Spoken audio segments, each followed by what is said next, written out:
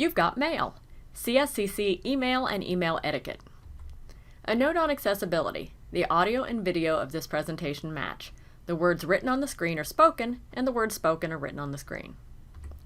Columbus State has given you an email address, and we want you to use it. We'll send you things like financial aid alerts and follow-up requests, notices about academic standing, messages from academic advisors about your schedule, notices of class cancellations, assignments, and location changes, communications from your instructors about grades, assignments, attendance, and other important things. So check your email regularly, every day or every couple of days. Whenever you email someone at Columbus State, a staff member, an instructor, an advisor, whoever, be sure to send it from your CSCC email address.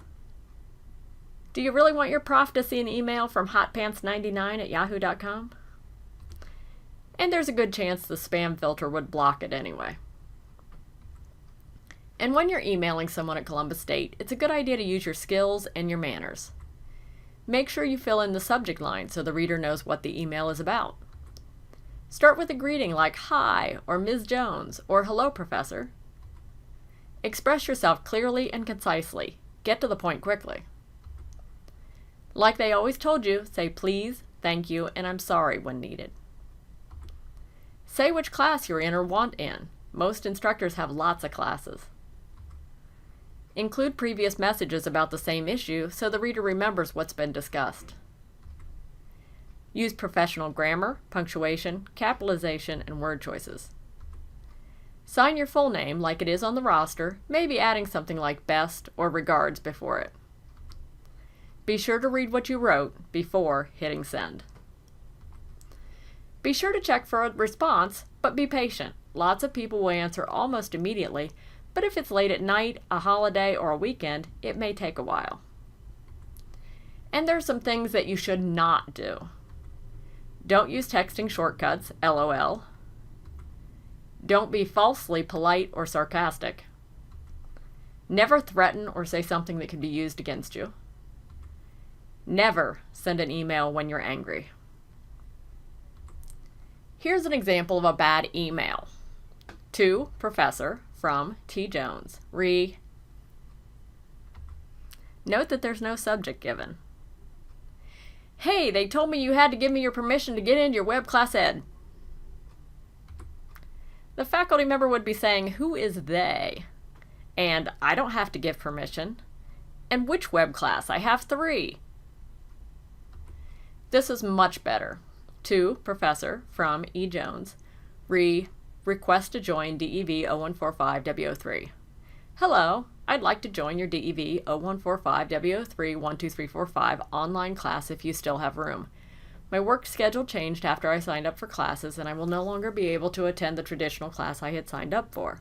Thank you for your consideration. Edward W. Jones, Cougar ID 000001.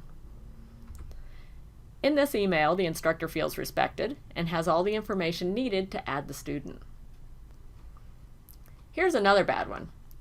To Professor from S. Smith, sick. I was puking today. Did we do anything in class? Please email me everything I need to do before Tuesday ASAP because I have to work this weekend, LOL, Shanna. The instructor is thinking, ew, and how about using some periods? And yes, of course we did things in class.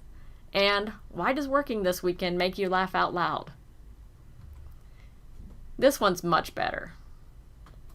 To Professor from S. Smith, reason for missing class. Hello, Professor Jones. I apologize for missing our 10 o'clock math class this morning. I was very ill. I will bring my medical excuse to the next class. I checked the assignment schedule and see that we have 2 pages of work to do before Tuesday. If there is anything else I should know, please email me. Thank you, Shanna Green. Great. Here we have an explained absence for a specific class without the gory details. The student has been proactive about checking the assignment schedule, and a medical excuse is on its way. And there are just a few more things to consider. Try not to CC or copy too many people on an email. Stick to those who need to know. Similarly, don't reply all when the whole group doesn't need the information. When you forward things, make sure you add a note explaining why you're forwarding it. Always add a note explaining attachments. Don't just send attachments alone. If the email is a follow-up to a conversation, remind the person where, when, and what was discussed. In general, it's better to attach documents rather than to type papers or assignments within the body of an email.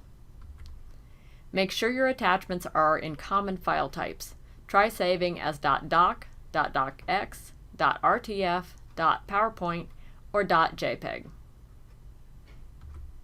Happy emailing!